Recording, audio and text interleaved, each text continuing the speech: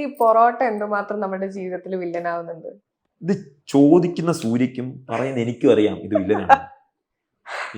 ഇത് കുഴിമന്തി വില്ലനാണോ, പൊറോട്ട വില്ലനാണോ, ഇങ്ങനെയുള്ള കാര്യങ്ങൾ എത്ര വില്ലനാവാൻ പറ്റും അത്രയും വില്ലനാണ്. ലൈഫ് ത്രെട്ടണിങ് ആണ്. ഒന്നാമത് ഇപ്പൊ എല്ലാവരും പൊറോട്ട ബീഫ് കോംബോ എന്നൊക്കെ പറയും. ഇപ്പൊ നമ്മള് സിനിമ ആളുകൾ പോലും അതിനെ ഭയങ്കരമായിട്ട് പ്രൊമോട്ട് ചെയ്യുന്നുണ്ട്. പൊറോട്ട ബീഫ് അല്ലെങ്കിൽ പൊറോട്ട സ്റ്റ്യൂ എന്നൊക്കെ പറഞ്ഞിട്ട് ഒരുപാട് വിഭവങ്ങൾ ഉണ്ടാക്കുന്നുണ്ട്. നൂൽ പൊറോട്ട, മറ്റേ കിഴി പൊറോട്ട, അങ്ങനെ ഒരുപാട് വിഭവങ്ങൾ. നമ്മൾ എത്ര കഴിക്കരുതെന്ന് വിചാരിക്കുമ്പോഴും ഇവർ ഒരുപാട് വിഭവങ്ങൾ ഇങ്ങനെ മുന്നിൽ കൊണ്ടുവരുമ്പോൾ നമുക്കൊന്ന് കൺട്രോൾ വിട്ട് പോവില്ലേ? അപ്പൊ ആളുകൾക്കൊരു അവയർനെസ് ചോദിക്കാൻ. കൺട്രോൾ ഞാനൊരു പൊറോട്ട വിരോധിയൊന്നുമില്ല. ഞാൻ ജീവിതത്തിൽ പൊറോട്ട കഴിച്ചുകൊണ്ടിരുന്ന ആളാണ്.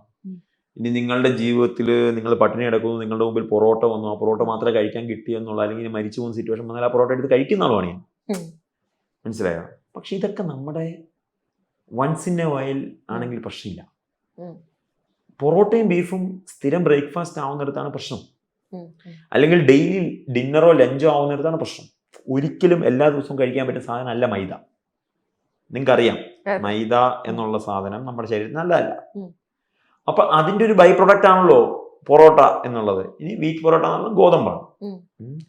ഇത് രണ്ടും എല്ലാ ദിവസവും കഴിക്കാൻ പറ്റുന്ന ഒരു സാധനമല്ല. അത് നമ്മളുടെ മൊത്തമുള്ള ഹെൽത്തിനും ഗട്ട് ഹെൽത്തിനൊക്കെ വളരെ മോശം. Once in a while if you want to have you have it.